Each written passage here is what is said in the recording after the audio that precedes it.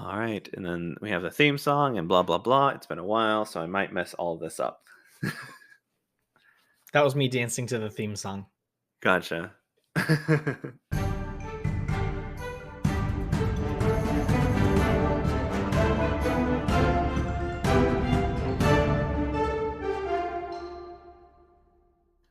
Hi, and welcome to another episode of Dungeons and Degrees. My name is Adrian, and today I'm starting it back up again.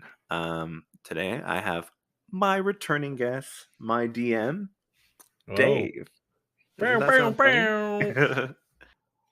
But soon I will be back in the DM seat for him. But today I kind of wanted to talk about Hallelujah. the campaign he ran and Oh. what he's doing with it. But yeah, Dave, Yeah. introduce yourself. Reintroduce yourself. Hello, I'm Dave. I was a player in Adrian's infamous Curse of Strahd game for like 2 years. Hmm. And I took a spin in the Dungeon Master chair the last 8 weeks or so to give Mr. Adrian here a break and have some fun on the DM side. Yeah, I mean I feel like that's my intro. That's me. Yeah, no, and it was great. Tell me about the Roaring City.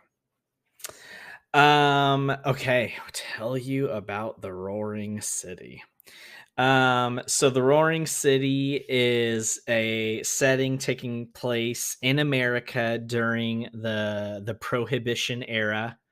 It is very much patterned after Chicago, and obviously it's Dungeons and Dragons still. That was a goal of mine was to make it work D&D. So though it is inspired after Prohibition era Chicago, there's still goblins that walk down the street, elves, magic exists. In some ways, magic explains the technological or industrial advances of that time, and in other ways, it augments or adds its own flair to it in the setting. So yeah, we had gangsters running around, feds busting into speakeasies, flappers, and the whole gamut. And I think one of our first sessions was just like immediately just so fun.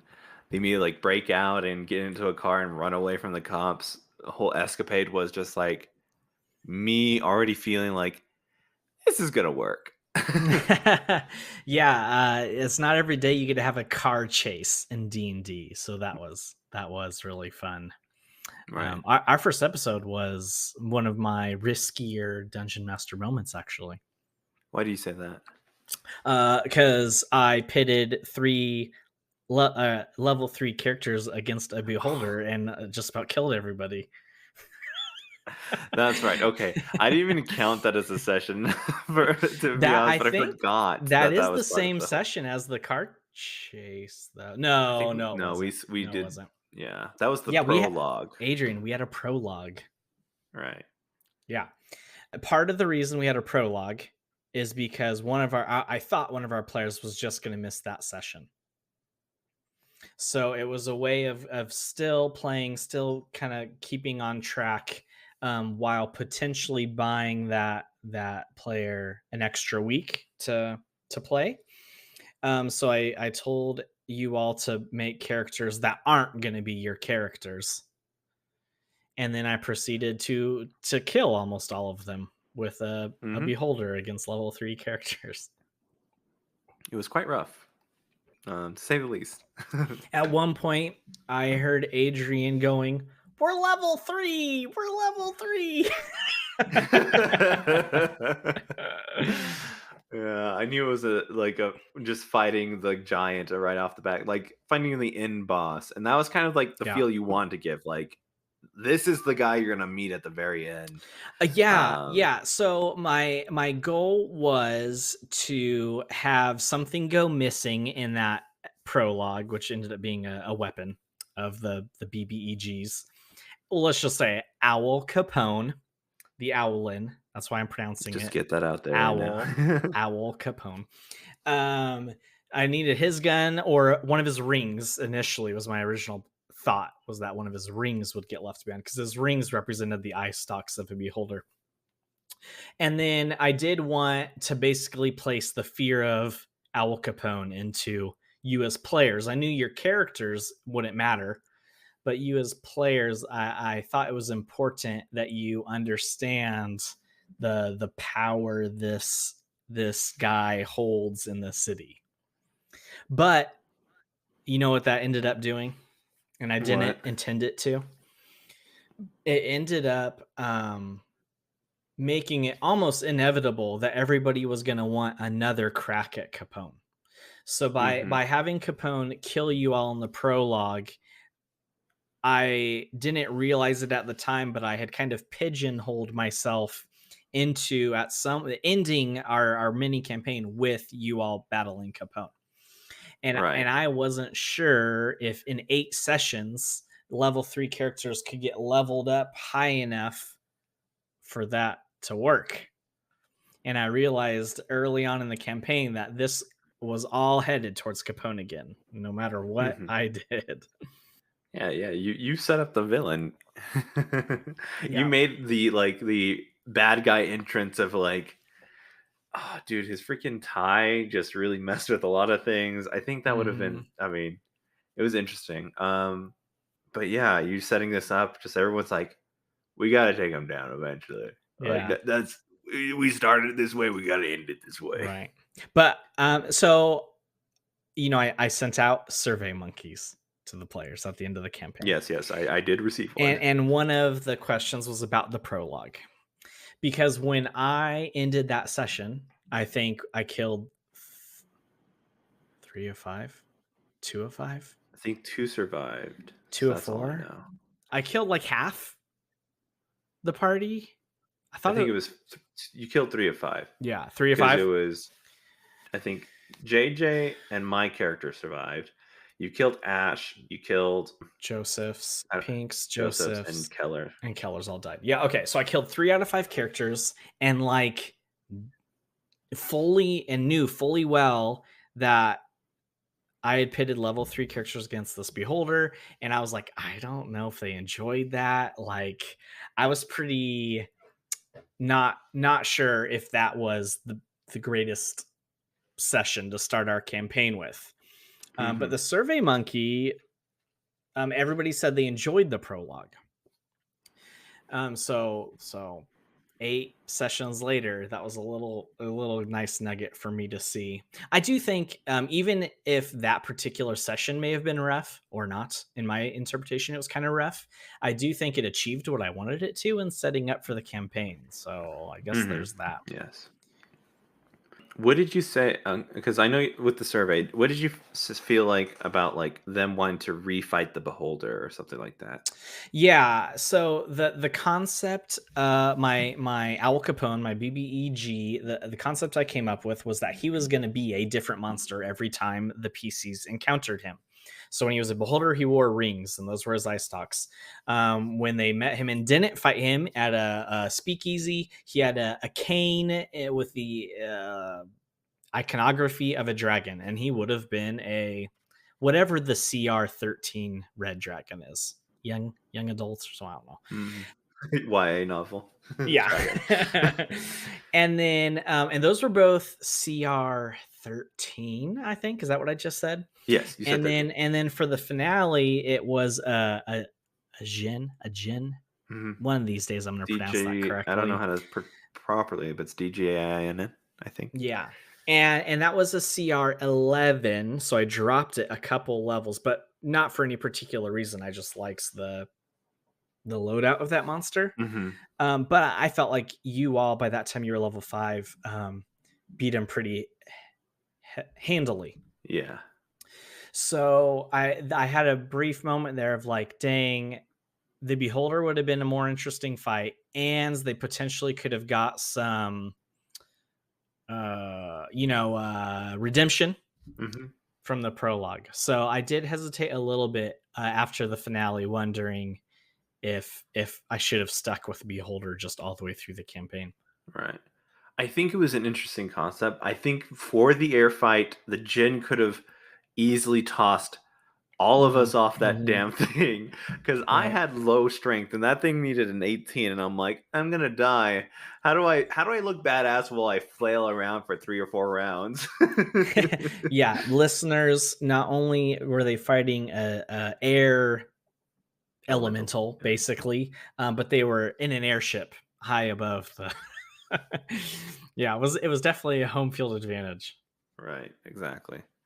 That was my fear. That was my fear because like once it said like, oh, and I can move it, and I'm like, oh, let me get me Yeah, out of here, please. yeah, and mid fight, I messaged Joseph, and I was like, "Hey, I can drop concentration on this like natural spell that he can cast. Like is one of those innate casting things." Yeah, the at will spells kind of Yeah, thing. at will. I was like, I can drop this and just redo it, right? And he's like, yeah.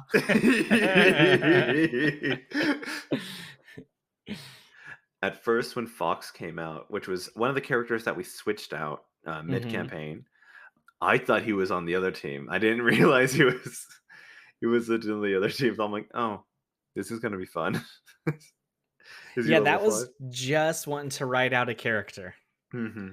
Just JJ was like, I'm not digging this guy. I want to bring in something new. So we just had to like write him out. So yeah, that was an interesting Which was a struggle situation because as well. everybody on the Yeah. table knew that JJ was switching out, but like the players were like, "We gotta find him." Where did he go? And I'm like, he's gone. Yeah, gosh, was that annoying? Us just trying to find him. I thought so. I think JJ loved it. He messaged me at one point and he was like, "This is all I could hope for and more." But I was just kind of like, "Okay, he's gone. I'm just Guys, trying get to out of introduce a here. new Guys, character move on. without saying that I'm just trying to introduce a new character." Yeah. But But I like that. And I hope that I can do that with any character that feels kind of unnatural. And I hope it felt as cool as that moment of just like the switch and him just like disappearing, like because he's just naturally stealthy as a rogue, and we just yeah, couldn't find him. yeah, and he did roll for me and did roll a nat 20 in that moment of trying to leave the party. Nice. Did you Mhm. have a plan if that didn't work? No, not really. I was like, I don't know, how like I think at some point you're just gonna have to turn around and like run. Gotcha. Um, whose prologue character did you like the most? Okay, so let's see. We had The sniper, Sandow the strongman. Sendal, We strong yes. had your card. Yeah, my card. What'd you His call him? Mc, Mott, his Oh Jimothy. yeah, you have Jimothy in all of your one shots. I've paid attention. But what'd you call him? It was not a card slinger, a card shark, right? Is that what you Card called shark, him? A card yes. shark, an Hmm. illusionist, right? Correct. And then there was a bard, kind of like a Ash 2.0 or one Hmm. I think so. beta Ash. What I thought Pink's character was a monk, That's or what was it was. that? It was a monk. Yeah. It was a monk. In my Marvel Universe crossover, there's a very similar character, which we can talk about. There's a very similar character to Pink's that Nice. was a bard. The monk, the The sniper. illusionist. Oh, sniper. Yeah, that was cool. I thought that was cool. There's I one can't more. remember. Was he a fighter? It's Keller's. It's Keller's Ke- that we're forgetting. Right. I think Keller also played kind of a Dan beta, Right, and because which he was a played he fighter. played, I'm like, "I'm just gonna go," and he walks right to the front Yeah, door. that's right. That's right. That's right. Okay, so which one's not my favorite? My first instinct was to say your illusionist, and it's mostly because when you described them to me, it made me think of Gambit from X-Men, which has long held a dear place in my heart for some reason. That character, Gotcha. but Joseph's sniper was cool, but snipers are hard with the group, in my Right. opinion. So he had some really cool moments, and his character did exactly what I think he pictured his character doing, which is Mhm, basically sniping out, like assassinating people. mhm. But the only way to really do it, maybe not the only way, The way I found myself running with his character was like, here's 15 minutes of you trying to sneak around and snipe somebody while everybody else waited. Yeah. And that was the strategic thing to do. It was cool because it was highlighting his character's like specialty. But it was like doing that for a 2 year campaign would have been trying. Oh yeah, for sure. Um, I'd have to figure out like, okay, now all the maps are just 10 feet and everyone just fights in that 10 feet. right. There's no room to sneak around. Yeah, but your illusionist, I would love to see more of that illusionist I someday. don't know. I've fallen in love with illusionist wizards. Yeah. Um, I just think they have like I don't feel like I've seen a lot of play with them, and I just think they're kind of cool. And I wanted to find out how to make it even more fun. Like I dropped a building on someone, not to kill them, just to like because like a wizard was trying to run away, and I'm like, I can make one of my illusions real with a bonus action at a high level, and I'm like, boop, Oh, okay. that's real now. Oh, that's cool. That's I cool. know, I mean, and and also you just would you would have had just an absolute playground in the Roaring City with that character though, because you don't have the typical like medieval Europe vibes to it. So like right. everything we were doing was flavor, because we Hmm. kept it D&D. So a sword was now a switchblade or brass knuckles or whatever. So you everything you would have been doing, you could have just been putting your illusionist spin on it. I think you would have had a lot of fun with that. Yeah, and when I did my original spell loadout, it was to like, oh, this. I think it was like I don't know if it was Cloud of Daggers or something like that, but I was like, oh, this is a grenade, obviously. Like we're Yeah. doing special forces this prologue. I'm Right. just gonna skin it as Yeah. I actual think things. I think you just had magic missile being like your revolver. Yeah, yeah, nothing too cool with that. I could have done like card throws, like pew pew Yeah. Yeah, that's true. pew. Lean into the gambit. Right. I just think that was like our captain's throwing cards at the bad guy. I don't know. It's just like I don't know how much confidence this makes me feel for this What whole does this situation. mean? Oh Yeah. no, Al Capone has paper cuts. I gave all the players secret objectives to I start the thought that was so campaign. cool. I love that for this short campaign because it also brought out the story, even though I was very Big reluctant. time. It big time brought out the story.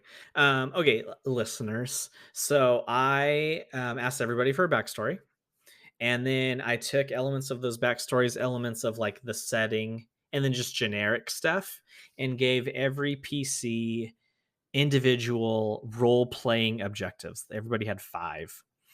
And so like everyone had, what do you love about the Roaring City? And it really helped give some flesh to the setting, which was brand new to everybody. And then generic ones were like, get another party member to tell you a funny story, confess a secret to another party member. It was like stuff like that. And then there was specific stuff to backstories, like get Geo to tell you about his parents, kind of a thing. And I said, if you get one of these 5 done, you get inspiration. 3 of 5, I will choose a feat for your character and a level up at 5 if you get 5 out of 5. And I don't think this particular group needed role playing motivation Right. necessarily, but boy, like it totally worked. If you happen to be listening and have those thoughts of, gee, I would love for my players to role play the way I see on the Twitch streams and whatnot, I would consider doing like secret individualized role playing objectives, because I've also done that in the other campaign taking place in the Roaring City, which we can talk about, Hmm. with some newer D&D players. So they're not like shy, but they are new. And one session in, I had a player get 3 of his 5. They just went all for it. All for it. And this is like you were deemed like you said like because didn't you make the caveat of like, well, as long as I deem that you did it right, you know? kind of thing. Yeah, and we managed it in Discord. I pinned the objectives for everybody in our direct messages, individual direct messages, and as they went, I crossed them off by like editing the message. So once you saw those crossed off, you knew I had deemed them accomplished. Or sometimes I would just type like, "Hooray! That's 3 out of 5. I owe you a feat." Everyone got to 5, right? Yeah, you were the last. Stubborn. You were the last, but it kind of made sense because the last one you needed was to like lay out the plan to take out Capone. So it was like Mhm. kind of natural. Right. Yeah. I had this vision of like shooting, like sliding under him and shooting out his stomach and like popping out like the roof. And that's why I kept saying, like, I just want to see the stars through a hole in the sky. And I wanted that to be the imagery, but I think I just couldn't figure it out because like he was flying and he was already over there. And I'm like, there's already a lot of things going on that I can work with, and that's what I'm gonna Yeah, yeah, yeah. do. Hey, know what I Yes. didn't do, but I considered? Whoa. I considered making gameplay objectives for the Interesting. players. So it would have been something like kill a creature in one attack, like an assassinate type of a thing. Mhm, Or it would have been I was starting to draft some that played on your players' weaknesses. mhm. Like I think I'd one drafted for our boxer, our fighter at one point to like talk an opponent down or like talk himself out of a sticky situation or something. Right. So much more like video game achievement vibes. Right, right. I don't know. I still am kind of interested what that would have ended up looking like. Let's see. Tell Geo to open up, and then he never does. It was No, tough. I'd still consider that role playing. Geo, it would have had to have been like maybe exercising restraint in some way. You know, Oh, like the like moment where you were telling me, like when he said, "Hey, pour me my champagne." I mean, that's still like, what kind of oh yeah, restraint are I we thinking? goaded you out of that. I goaded you hard for that. I hated that We'll talk about so that. much. We'll talk about that in a second. Okay. No, I think it would have to be it's not that you were bloodthirsty. Like you would have knocked somebody out and not gone for the killing blow, Mhm. but something like that. Like don't kill somebody in your way, or Ah, we would have, but you get the idea, like something mhm. against kind of how you're playing your character. But Right. yeah, you played kind of a hothead, Oh, yeah.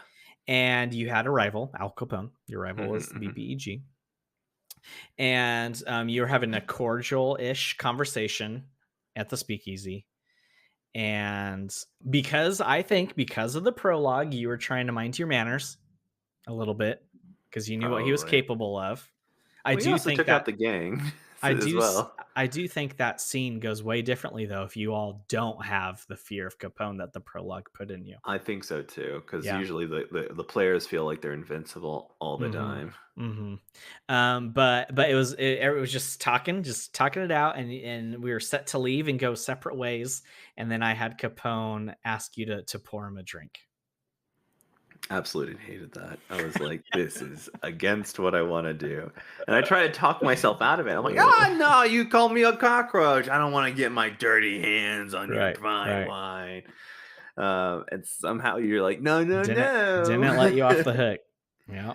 So I freaking pour it, and then I try to take, like, one last swipe at my rival, and I Yeah, just you chucks miss. you chucks the glass at him. Oh, That was previously, I that stabbed my rival who's, like, mhm. almost bleeding out next to Yeah. Capone. Yeah, with the broken champagne flute. It was awesome. Mhm. It was awesome.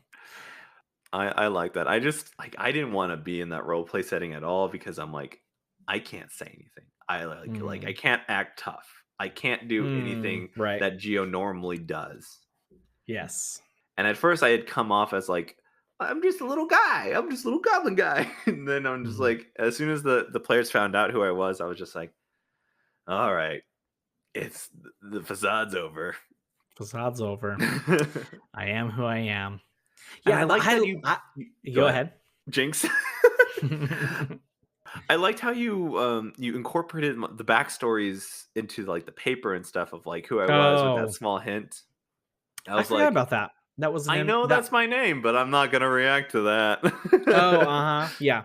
So, I created a front page of a newspaper after each of our sessions, and would usually do kinda like a pop culture-ish column, which may or may not have had to do with the party's actions. The front line, like, headliner, I think is maybe what they'd call it in the newspaper biz, I don't know, was usually an event that was surrounded by the PC's actions, and then there's usually three. And the second one could be a continuation of PC's actions, or in a few moments, I kind of made some hints towards backstories or developing plot lines and things like that. I enjoyed making those though. I think that was a fun way to kind of recap sessions and also hide little nuggets of like information in them. Yeah, it was like a continuation of the journal. Mm-hmm. A little bit Yes. more like um ominous though. Less of like this is my personal journal of what's going on. It's like, guys, the city fucking knows you broke out of jail. Yeah, that was another fun aspect of this campaign was the role of like the media. The reporters named your group, as they do with many like serial killers and stuff Right. like that. You know, you all didn't choose your Party band's name, name, yeah. the media Exactly. did, and your names and your descriptions started hitting the radios, and that was fun. What were you about to say? Sorry to cut you off. What was I about to say? I don't know, but also before we went into the campaign, I asked several of the players, are there any experiences they particularly like to have in the Roaring City? Mhm. And one of the responses, JJ said, I kind of like the idea of like a noir mystery. And I was like, okay, everything I've read and watched on the socials basically says running mysteries in D&D is hard, Right. because you're like one insight check away from Mhm. there no longer being a mystery. Right. Just the right person, the right insight check, the Yep, right role yep, versus the and wrong role. right, right, and I'm sure there's many articles and whatnot that help go against that and all that. Um, but I was running about. I was thinking it would be about eight sessions, which is about what it went. And I was like, I'm not about to, I don't know, dive headlong into how to run the best mystery ever, but I did. I tried. I tried to input mystery, and the whole concept was something's gone missing. People think you all have it, but you don't. How does that shake out? Right. And I think it made it like halfway through the campaign as a mystery, Right. I think maybe. we kind of like ran out of leads or ran out of missions. Like I think we had circled back to like, oh yeah, where's that gun? Because like we didn't care for a bit, and it was just like, yeah, Yeah, let's get out of there. But we got yeah, attacked, and then we're like have our own side things, and but eventually came back around to that mystery stuff. yeah. Which is perfect. And the last thing I wanted was I introduced the mystery, and in that same session, the mystery is solved. Oh yeah. And that's gonna happen.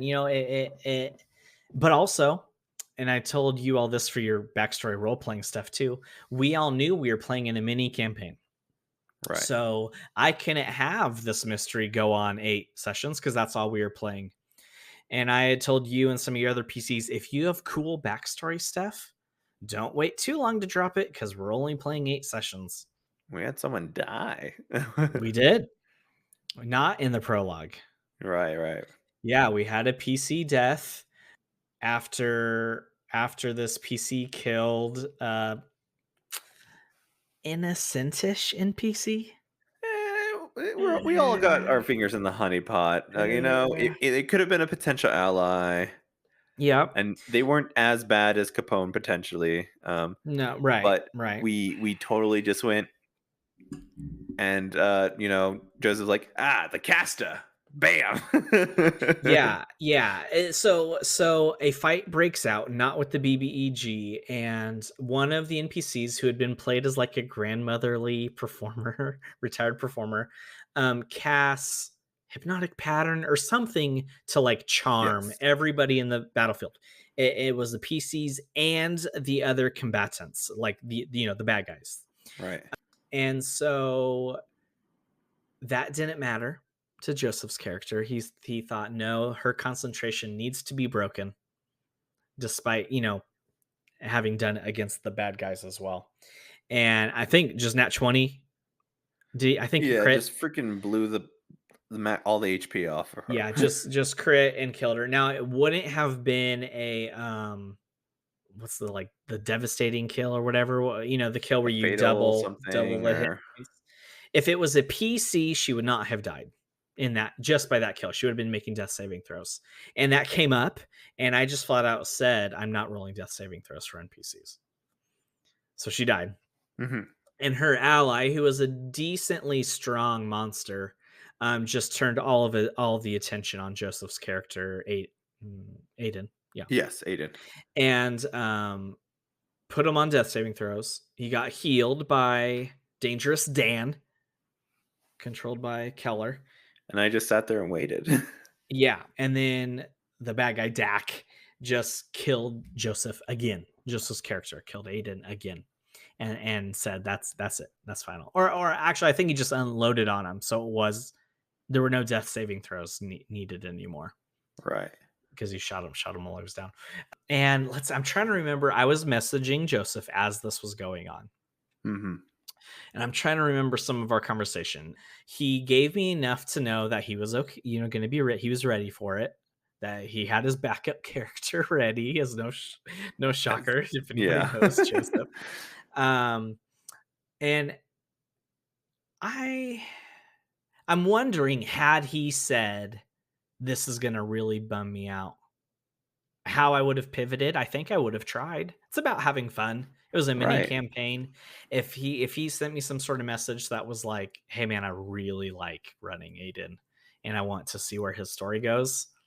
I would have maybe just figured something out. Do But like a 5-minute recess while you like big brain it. maybe or he just doesn't shoot him while he's unconscious and Mhm. let the death saves tell the story or something. But I got enough from Joseph in direct messages. Also, we've now played together for 2 years. Right, right. We have a little bit more trust in what's going on. Yeah, and we know the players. I know I can kill Joseph's character, and Yeah. it's fine. So yeah, but we experienced death in our little mini campaign, which was one of my goals Hmm. because I wanted. It was one of my goals, but I accomplished that in the prologue. Yeah. After the prologue, I wasn't out trying to kill player characters Right. beyond what a dungeon master would normally try to do, just running intelligent monsters and stuff. But I thought we kind of needed to break the ice so that you could deal death and destruction in the next campaign if you wanted. Right. Yeah. There were things that I was trying to do for our next campaign's benefit in this mini series. Well, I appreciate I that. I had asked you if you wanted me to try out any mechanics, and you had an exhaustion death save Mhm. mechanic that I really like. I don't think either I forgot about it or we didn't really have an opportunity to do anything with it. I don't think we did. We killed Joseph, and then all the other characters that through death saving. Did I have to go into? No, I barely. I I had don't like 7 HP at the last Yeah. battle, but Yeah, I don't I know don't if think we had a many made chance. death save throws.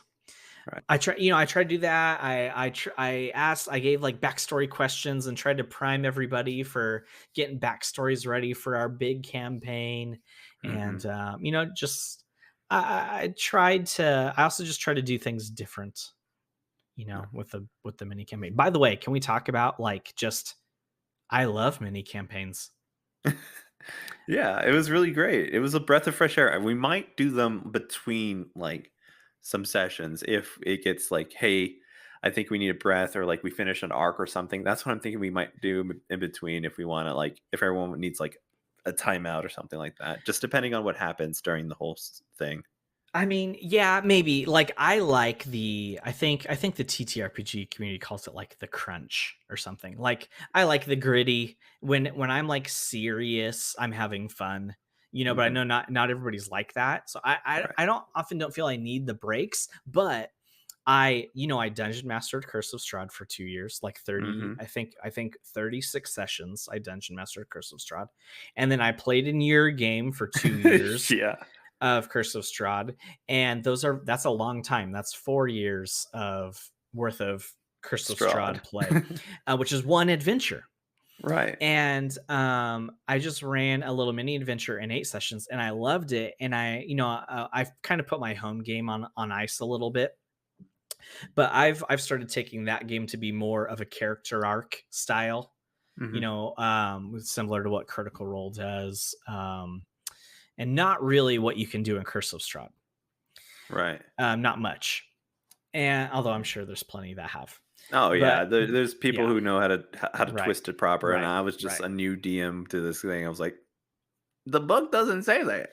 I mean, I added Well, some other stuff. yeah, you DMs that campaign wonderfully, and I just if you wanted to, you could have tied in all kinds of stuff, but it's just not really designed for that. You know what you're you know what you're doing going into it. Like you're gonna Yeah. kill a vampire, um, but it has me thinking if I'm doing these character arcs, I was originally thinking, they'd be these long, drawn out character arcs. I didn't want them to move through their arc too quickly and be like, wow, that's it. I do not feel that way anymore. It's like if I can get your character arc done in like 4 sessions, 6 sessions, 8 sessions, I'm all about that now. I don't know if I want to do these like 2 year long campaigns anymore, but I Okay. don't like that's not like you're planning on running a homebrew campaign in Ithaca Yes. for us starting in 2 weeks. I am not saying I don't want to play in Ithaca for 2 years, but I think I'd like for there to be they're like a collection of adventures. It's not this 2 year slog to kill the vampire overlord. Right. That's all you've worked towards in those 2 years. I think at least on the dungeon mastering side, I'm gonna remember the vibe of a mini campaign. Yeah. That sounds awesome. I think so. First time saying Ithaca on on stream. Hey, Ithaca is going to be my new project. It's more homebrew. It's less. There's no module. It's just me fucking around and see what I can make. Okay. Part of me is always scared of saying like what the overarching thing. Like I do think like and there needs to be sprinkles of like the big bad maybe, but like I hmm don't think like Strahd was like at the front gates. Hey, you gonna fight me later? Bye. right, Like right, this is gonna be more like explore yourself, figure things yeah, out. I've given them some sort of mission or idea of what to do, hmm but it's not constrained to like that's the big thing. yeah, We're coming into Barovia knowing we're gonna kill the Strahd. We're coming into right. Ithaca trying to like I Open want to book. have fun. Yeah, yeah. I want to feel the sun on my face. I want to go to a regular old tavern. I want to hear like singing, and I want to see a wizard's tower. Well, I guess there was wizard towers of Curse of Strahd, but like I think I don't know if I speak for everybody that we just Yeah, played yeah, yeah. Curse of Strahd with, but I want a little bit more of that traditional D&D vibe after Curse of Being so Strahd and depressed. Barovia. Yeah, yeah. I want tavern fights, all that kind of stuff. I want things to not be like if we mess up here, we mess up forever. Yeah. Less of a Yeah, being dread. able to play like in Curse of Strahd, if you're playing like a group of idiots, that's tough. Yeah, I want to be able to play an idiot again. right. But I've not, but naturally my PC is not going to be played as an idiot. So um, we haven't talked about the Marvel Universe right. / Roaring City universe. Tell me, tell me, tell me. Okay, so part of the reason 1920s was on the brain is my wife, Kate. Hi, Kate. Thanks for listening. Hello, thank you. I don't think she's gonna listen. I'm not gonna Thank you sugarcoat it. anyways. I'm not gonna sugarcoat it. She reads almost exclusively nothing but historical fiction taking place like around the 1920s. She's fascinated with it. She loves it. And I started developing this, and she's like, "Gee, that would be fun to play in." And so I assembled some friends of ours, and we are now playing in the Roaring City. And I set it up so that they are there in the city while you and our group were in the Hmm. city, and you all had the benefits of playing every week, whereas this other game was bi-weekly, and at a head start by like 4 sessions at least. Right. So actions that you all were taking were impacting the setting in the game of my other group. Which I absolutely love, by the way. From a dungeon master perspective, it was a blast. It was really fun. Now it's not as fun for the PCs, I feel like, because they don't know that that's happening. It was fun for us, for our group, because I could go back after our sessions and say, "Oh, by the way, there's a group of adventurers that are talking to so and so right now," and it was kind of fun to Hmm. be out of game talking about it. Right. But yeah, from a dungeon master standpoint, it was a blast. And it's kind of me. I told you I'm excited to hand the dungeon master chair back to you and be a Thank you. PC and not have just be stress free and play the game. Yeah. But there is a part of me that still wishes I had a crossover game going, because that was really fun. I like what were some of the examples? Basically, I found myself in moments of improvisation in the campaign that was a little bit behind in the timeline. I would pull on events and NPCs that you all had interacted with or started the ball rolling with, or even you yourselves. Like there's been Right. NPCs, quote unquote, that were your player characters interacting with my other group. Um, I am My wife might be listening, but I'm interested to see what happens. Like you all killed Al Capone, the big Right. the big Haas in the city. So if I stay true to the crossover, which I think I will, because it's just too fun not to, uh, that campaign's going to get interesting real quick. Right. There's going to be that power vacuum, and your character who kind of sounded like he was going to take the The mantle. take the mantle. Thank you. Might become like an extremely involved NPC in that game Right. potentially. Am I gonna get messages from you later, just saying like, "Hey, what would you do?" Absolutely, absolutely, and, like, one of our players, JJ, he played kind of a Bruce Wayne type of character, and my other games PCs are all about him. They're constantly wanting to, like, get him on the phone, but which, by the way, talking Dungeons& and Dragons and say, "Get him on the phone," is still fun for me, and all that, and he's already said, "Hey, I could be free to, like, pop into your Discord calls and, play." Mhm. August and stuff like that. So yeah, I might be able to keep a little bit of the crossover alive for a little bit. And everyone seems like it feels like because we when we ended, we figured out like the main motives of everybody and what they Yeah. stand for, and Hmm. it's like we aren't really friends. No. We are just here to take out Capone, and then after this, we'll see what happens.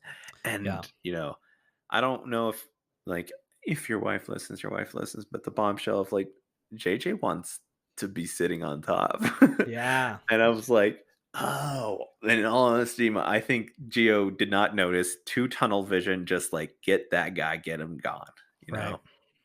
know. And then Joseph's character, the doctor, Doc. yeah, was like, "Hey, if he turns like bad, I don't mind killing him." And I'm like, I already know like, I don't know. It's like, I mean, like, I already knew where he stood. It'd be Yeah. like, "Hey, we're gonna sell to children, and you're dead."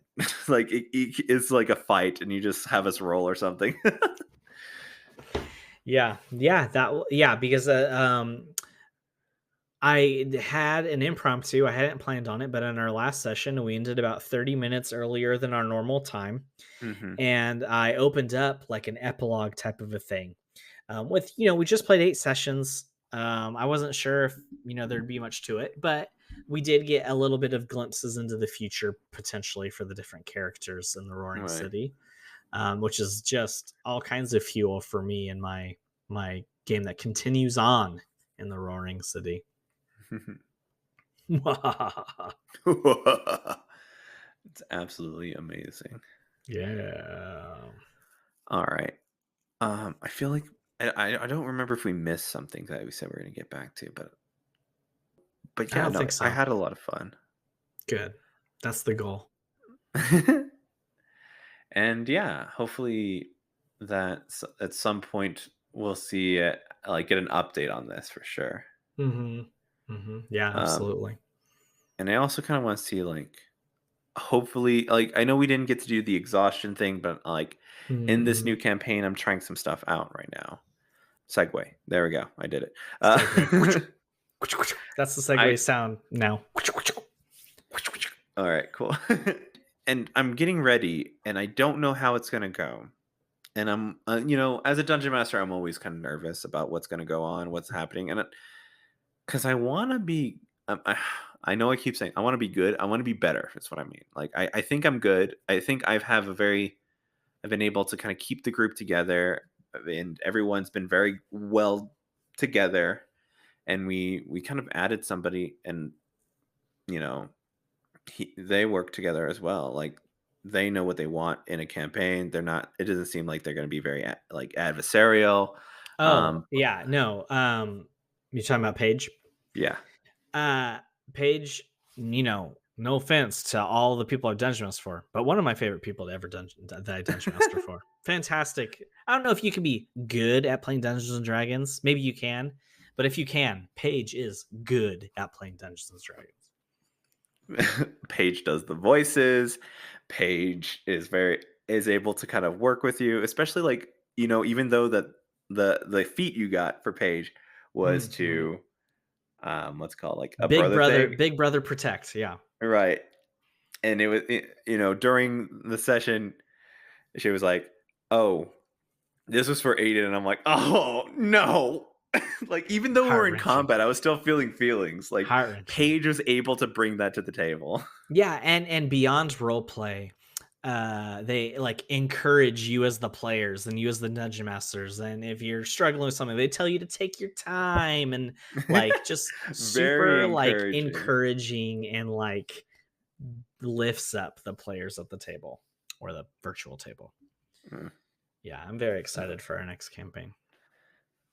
and I am excited too. I got the email saying yes, go for commission. Just give me the details. I haven't done the detail part yet, but I'm trying to get everybody's stuff all together and like in files before I start compiling it because it's going to be a lot. Nice. But yeah, this next is going to be streamed on Fridays, 8:30 CST, and for East Coast. No, yeah, that's East Coast, right? No, Hmm. West Coast. West Coast will be What's like your 6:30. 6:30? Yeah. Yes. So if you're looking out for this mythical time of us talking about what's going on to actually being able to see what's going on, Yeah. it's gonna be Hmm, fun, hmm, hmm. and we're gonna have little commissions. Boop, boop, boop. I can't wait. I'm Yeah. excited. Nice. I got two cameras. I don't know if I need a dice camera or anything, like a box What's of what are your cameras going to be for? one's my face, Okay. and then And I the got a other? second camera, For what? probably for dice. Oh. Or like if I mean part of me wants like okay, I've been thinking about a lot of stuff, what to do. Like I'm getting super excited, but I don't know the logistics of it. But like Yeah. I want to like send physical things, like envelopes, like you can open envelope number 3 now. Oh, yeah, Like that'd be things like cool. that. Like that would be Yeah. amazing. Yeah. Like it's something that we don't get as people who kind of role play from across America. Right. But I want to throw that back, and I want people to be able to like have something with them. Like I Right, got right. your letter and I Oh opened yeah. it and Did yeah, you end up reading it cuz Arlen never died, so right. it never I went don't red. I thought I read it. I wasn't sure. I think I read the first part. It was just, hey, if I'm dead, whatever, live Yeah. happy and, remember me or It something. was beautiful. I don't It know. was beautiful. But I sent you a physical letter and I like aged it. Yes, yes. I It was attempted to great. like seal it with wax. It didn't really work. Well, I think just in post, it just kinda got messed up, unfortunately, but No, it wasn't post. It was just not messed up from the beginning. okay. I just wanted to give you the benefit of the doubt. Uh, but, like, I was so I mean, that was really fun, like, part of me was like, "I gotta kill Arla now," but I couldn't, I No, didn't once you got the letter, you're like, I gotta kill Arlen. Yeah, yeah, yeah, yeah. yeah. Yeah. Arlen, and then Arlen started taunting Strahd and stuff at the end. He was Gosh. asking for it. He was. I and part of me feels like if I wasn't so tired, there would have been a tier 2, but I felt like I Mm, needed to end it there because I feel like we were gonna go on, like, a month break because of all the things that were coming up, so I mm, felt like it had mhm. to end there. No, it was a good ending. Gotcha. But, like, I kept felting like, "I could have done this, I could have done that." I kept second guessing myself the whole time.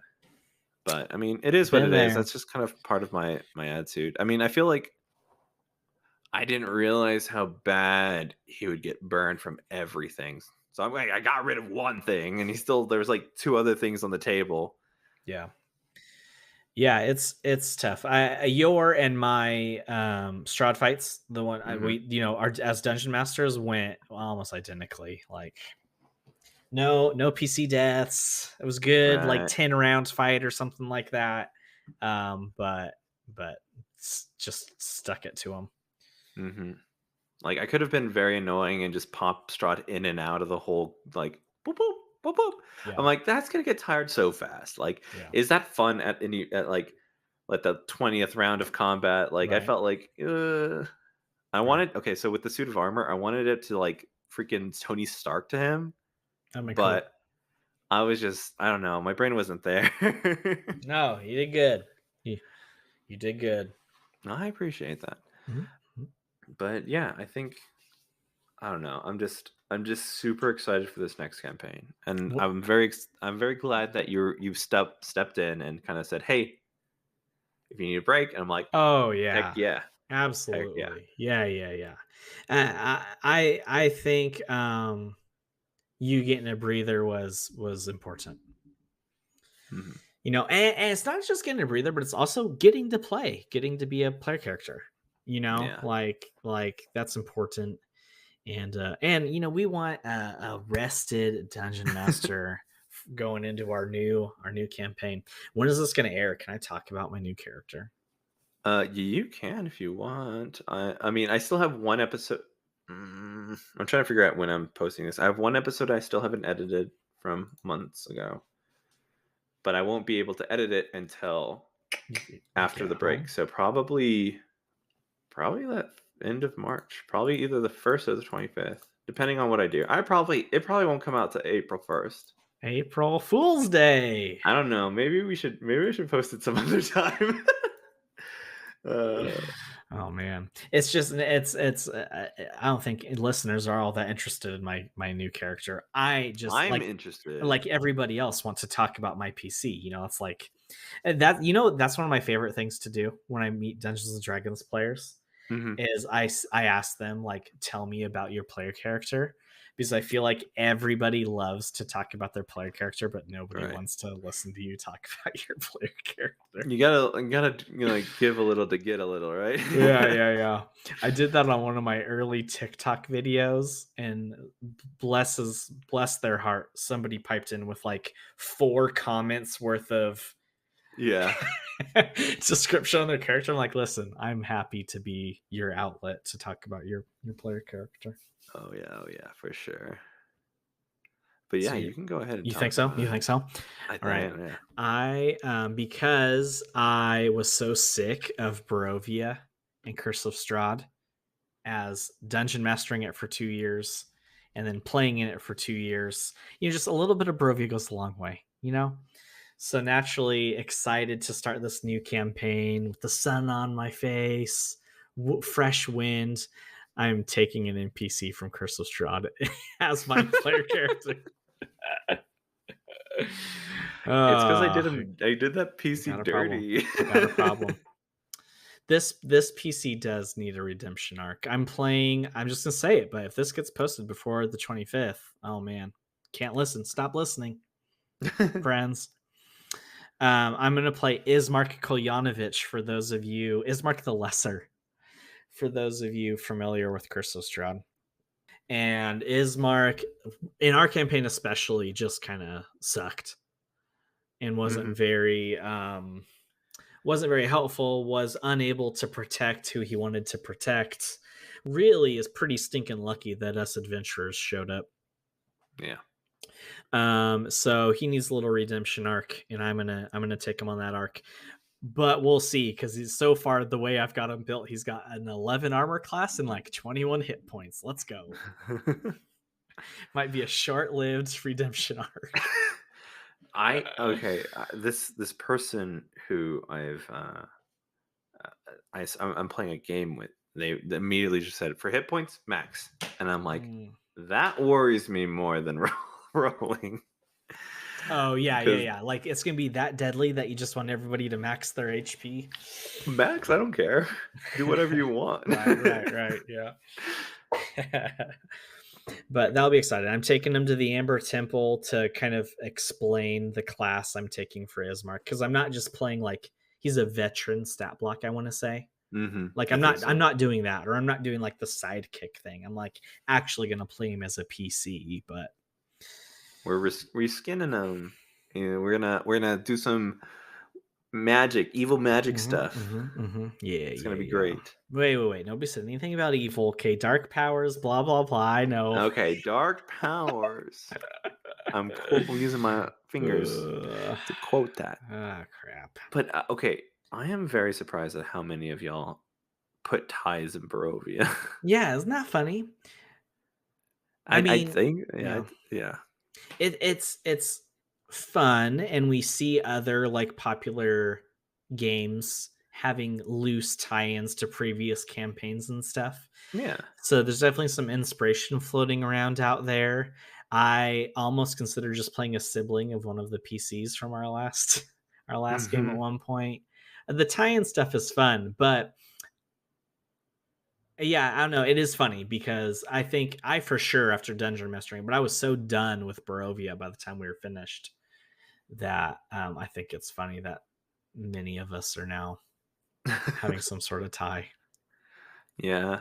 I think I need one more person's backstory. We'll see how that goes. Yeah. Are we what But are we at what like three Barovia tie-ins? I will say yes. I Oh will my say yes. 3 out gosh. of 6, and I Oh my still need to figure out if gosh. that what that 6 is doing. Jeez Louise. Trying to get them out of Barovia, but you can't Is take the Barovia out of the player. I is should have this said is it. the Yeah. sixth page? Yes. Okay, they're not gonna do the Barovia tie-in thing. I've asked them.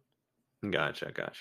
Then we're 3 for 3 All or right, 3 for 6. that just means I need to take out two of the six so I can be unique.